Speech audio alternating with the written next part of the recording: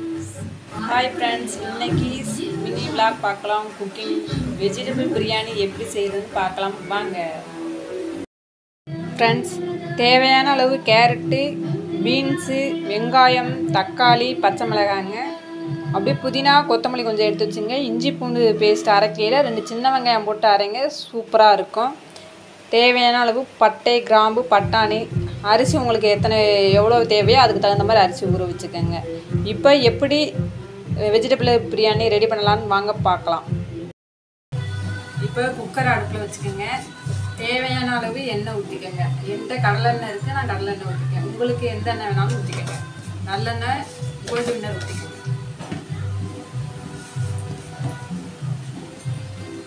அடுப்பை சிம்மில் வச்சு இது பண்ணிக்கோங்க, ஏன்னா எல்லாம் கரைகிறோம்.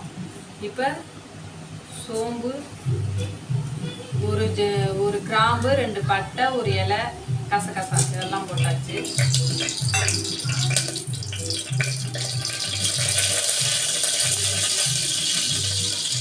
தேவைக்கேற்ப பச்சை மிளகாய் போட்டுக்கோங்க. நான் பெரிய வெங்காயம் 1 எடுத்துருக்கேன். நீங்கள் உங்களுக்கு தேவைக்கேற்ப எடுத்துக்கோங்க.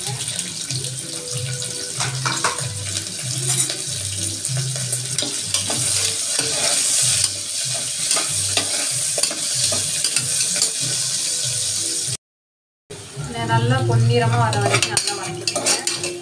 வதக்கிறதுக்கப்புறம் மீடியம் சைஸ் தக்காளி 1 எடுத்துருக்கேன். இதையும் போட்டு நல்லா வதக்கிக்கோங்க. தக்காளி நல்லா வதக்கினோங்க. தக்காளி வதக்கியில் நான் புதினா கொஞ்சம் போட்டுக்கிறேன். நீங்களும் புதினா போட்டுருங்க.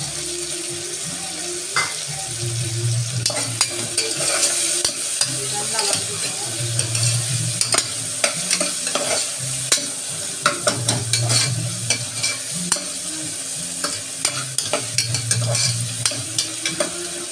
நல்லா வதங்கினோடனே நான் இஞ்சி பூண்டு பேஸ்ட் தயார் பண்ணி வச்சுருக்கேன், அதை ஆட் பண்ணிக்கலாம். இஞ்சி பூண்டு பேஸ்ட் கூட கொஞ்சமாக ஒரு 2-3 புதினா போட்டு அரைச்சிங்கன்னா பிரியாணி நல்லா டேஸ்ட்டாக இருக்குங்க. இப்போ நான் இஞ்சி பூண்டு விதை சேர்த்துக்கலாம்.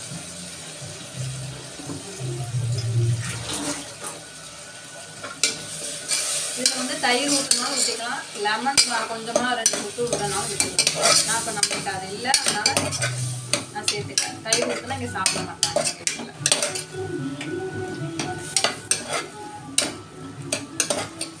நல்லா இஞ்சி பூண்டு பேஸ்ட் நல்லா நல்லா வதக்கணும்.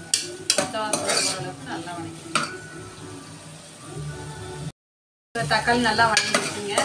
இப்போ நம்ம வெஜிடபிள்ஸ் போட்டுக்கலாம். நம்ம கட் பண்ணி வச்சுக்க பீன்ஸு, கேரட்டையும் ஆட் பண்ணிக்கோங்க. இதில் உருளைக்கிழங்கு சேர்த்தும் போட்டுக்கலாங்க. நம்ம உருளைக்கிழங்கு போடணும். பட்டாணி ஊற வச்சுருந்தேன், ஒரு பட்டாணியும் ஆட் பண்ணிக்கலாம்.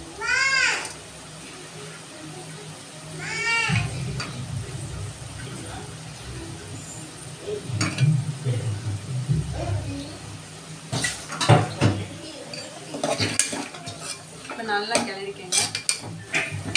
அடுப்பை மீடியம் இதில் வச்சுக்கோங்க, ஏன்னா ஸ்பீடாக வச்சுருங்க தெரியும். இப்போ இதில் தேவைக்கேற்ப உப்பு போட்டுக்கலாம்.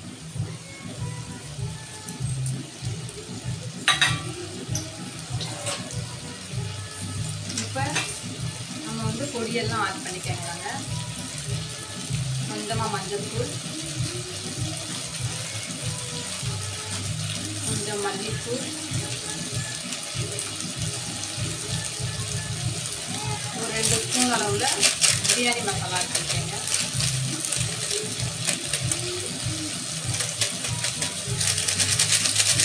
பிரியாணி மசாலா, வரமிளகாய் தூள் கொஞ்சம் ஆட் பண்ணிக்கோங்க. தேவைக்கேற்ப ஆட் பண்ணிக்கோங்க. இப்போ நல்லா கிளறி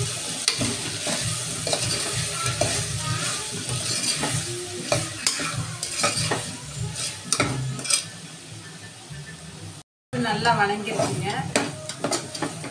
இப்போ நம்ம அரிசி போட்டுக்கலாம். நான் 2 டம்ளர் அரிசி போட்டுருக்கேங்க. 2 டம்ளர் அரிசிக்கு 4 டம்ளர் தண்ணி ஊற்றினா போதுங்க. கொஞ்சம் எக்ஸ்ட்ரா ஊற்றிக்கங்க, ஏன்னா காயெல்லாம் இருக்கிறனால லைட்டாக மட்டும் எக்ஸ்ட்ரா ஊற்றிடுங்க, ரொம்ப நிறையா ஊற்றிடாதீங்க.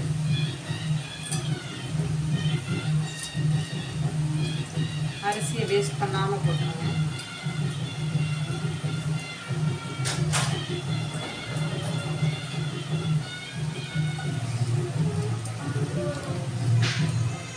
இப்போ நான் வந்து 4 டம்ளர்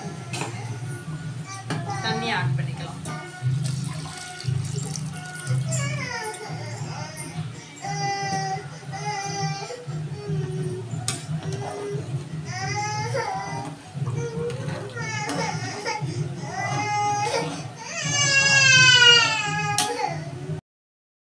எல்லாமே ஊற்றி எல்லாம் பொடியெல்லாம் போட்டாச்சுங்க. பிடிச்சி பார்த்துக்குங்க எல்லாம் கரெக்டாக இருக்கான்னு. இப்போ கடைசியில் வந்து கொத்தமல்லி புதினா போட்டுக்கலாம். போட்டுட்டு லைட்டாக நெய் ஊற்றிக்கலாம். நெய் ஊற்றிட்டு குக்கரை மூடி விடுங்க. இப்போ எப்படி இருக்குன்னு பார்க்கலாம்.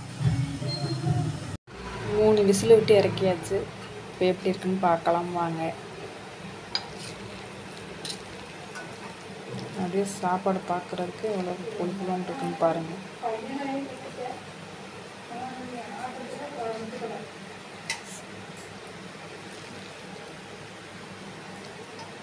சாப்பிட்டு எப்படி இருக்குன்னு பார்க்கலாமாங்க.